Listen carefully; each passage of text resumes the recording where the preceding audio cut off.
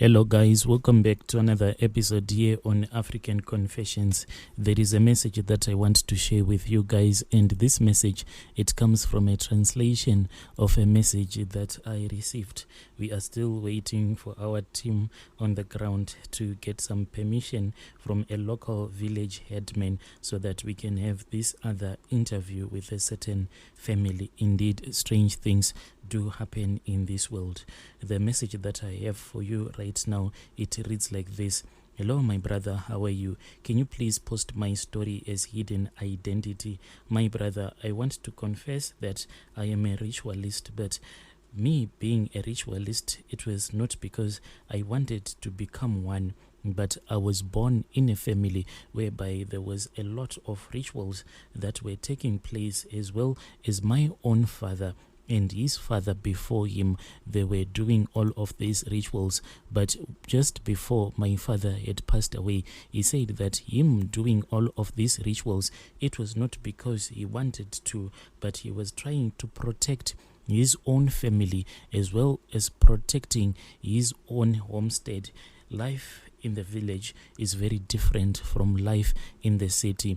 If you were born and if you grew up in the city, there are some things that cannot make sense to you. Like at our homestead, when we were growing up, we used to see this other very small woman who used to come and sit on top of this other tree.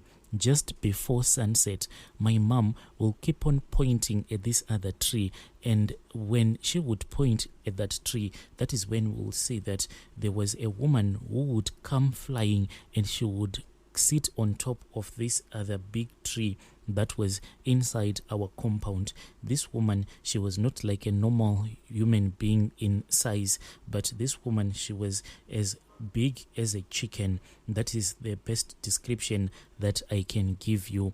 With all of these things that were happening when we were little like that, that was when my mother and my father, they were given these other herbs. The herbs that they were given, they were in form of nails, or let me say spikes. These spikes, they were made out of wood, but they had the shape of nails. My mother and my father, they were told that they were supposed to come and bury those 4 nails at the corner of our compound. Like each and every nail will be representing a different spirit or a different angel of war, so that if a witch was going to come to our homestead, the witch will not be able to enter into our compound. I still remember that day when my mother and my father came back home. They woke us up because it was late at night, and they told us that we had to help them with the digging, because we had to dig until we were about knee deep.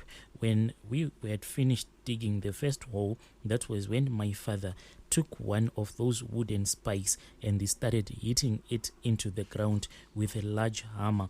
After that, he then took some millimel and he started sprinkling that millimel into that first hole that we had dug. Then we moved again to the corner of the compound and we did the same thing that we had done until we had finished digging in all of those 4 spikes that my parents had brought along.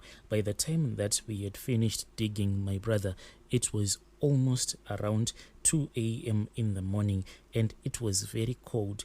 And when we thought that this was all that was needed, our father and our mother then said that we had to bath ourselves so that whatever spirit that might have entered into the compound when we were busy digging in those wooden spikes that a traditional healer had given to them, the spirits will not have any power at all. They will just die in sort of like a prison. So my mother then took water.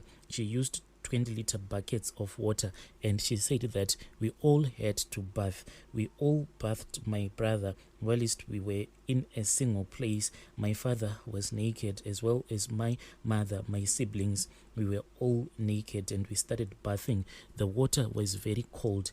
This thing, we did it when it was in June, so it was really cold. After we were done, our father then told us that we were not supposed to dry ourselves with a towel. So we stood there, my brother, whilst we were waiting for the water to dry itself, the water that was now on our body. I had never felt so cold in my life. When we were done, we then returned back into our bedrooms that we used to sleep in, and everything continued. Life continued as normal.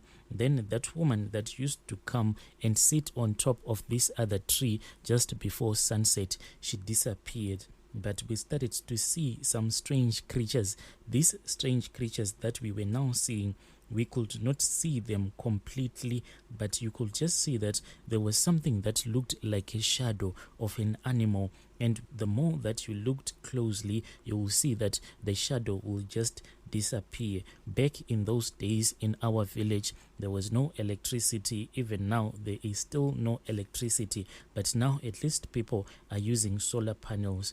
But back in those days, there was no form of having electricity in your homestead. So we were using fire, and we were using those old paraffin lamps. So those old paraffin lamps, sometimes they would create strange shadows. But now these strange shadows, they were really different, because you could actually see that when you will be sitting, then that shadow will seem to be like dancing on the walls. The shadows were really different. They were not being created by those old paraffin lamps, but there was something that was creating all of those shadows. So with each and every problem that our parents were facing, their response was to go and visit another so-called powerful traditional healer so that they can be helped. So they kept on getting a lot of these demonic powers.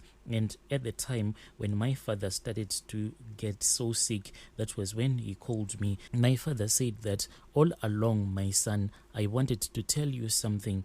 And amongst my children, I see that you are the one who is brave-hearted. What I want to tell you, my son, is that you still remember those spikes that we once dug into the four corners of our compound. And I said, yes, father.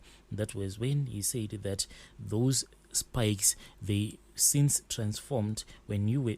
He said those spikes, they transformed themselves a long time ago. And when I tried to go back to that traditional healer, he then said that I was supposed to give him 15 cows so that he can come and remove those spikes that he had given me in the first place. So me and your mother, we know that we are very poor. We do not have anything. My father then started crying, and he said that, my son, if it happens that God one day is going to bless you, all that I ask from you, my son, is just try to find someone who can remove these spikes so that my grandchildren will not suffer. Because if these spikes are not removed, then something bad is going to happen. You are going to suffer. These spirits will always follow my bloodline, so do whatever you can so that they can be removed. Then my father passed away. After my father had passed away, I think for about a month, I kept on having some weird and strange dreams. I kept on seeing my father in my dreams, and he kept on crying, and he was saying that all that he wants me to do is to make sure that I find someone who can destroy all of those evil charms that he had left that were buried in our compound. My brother, when I started praying and asking God to have these things removed from our compound, but there was no answer that was coming at all, that was when I thought of going to the White Garment Church. But still, there was no answer until I met this other man. The man that I met, he was mixing Christianity and African herbs. He then said that he was willing to assist me for a very small price. He then took me one day and he said that, I want you to show me all of the places where you and your family buried all of those wooden spikes. Mind you, at that time, all the houses, they had been burnt down to the ground by a strange fire. So out of desperation, I then took that man who was mixing herbs and Christianity, and I started showing him all of the places that my father and my mother and us as their children had helped them to bury all of those wooden spikes. And he said that this was quite an easy thing for him to do. but I had to get some charms from him so that I can be strong enough to remove those wooden spikes, because if I was going to remove them as a normal human being, it was not going to be possible.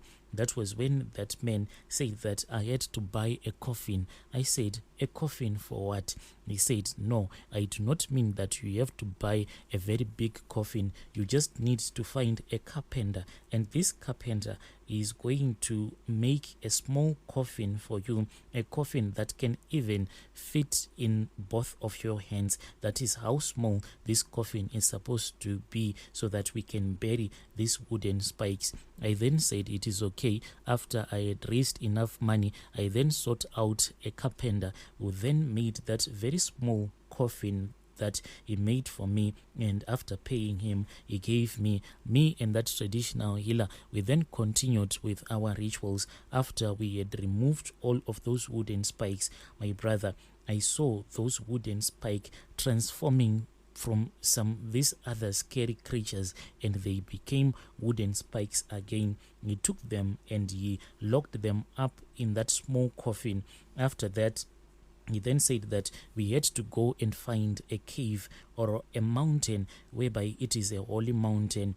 So me and him, we traveled to this other mountain, and when it was almost late at night, that was when we reached this other very scary cave. I don't think that the place, my brother, there is even a human being that is normal that can set his or her own foot into that mountain, let alone that scary cave. Me and that traditional healer, we entered into that cave, and he said, let us leave this coffin here. After we had left that coffin, we then started climbing down the mountain, but it was already late at night, and he kept on telling me that I was walking side by side by a very powerful man. Nothing was going to harm us.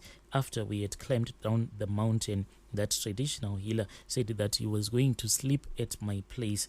I don't know what happened to him. The next morning, when I went and I knocked on his door, when I said, uncle, where are you? Please wake up so that we can give you some food. We had already prepared water for him to bath as well as food, but he was not in his room. We had to break down the door because it was locked from the inside. When we entered into that room that he was sleeping in, there was no one.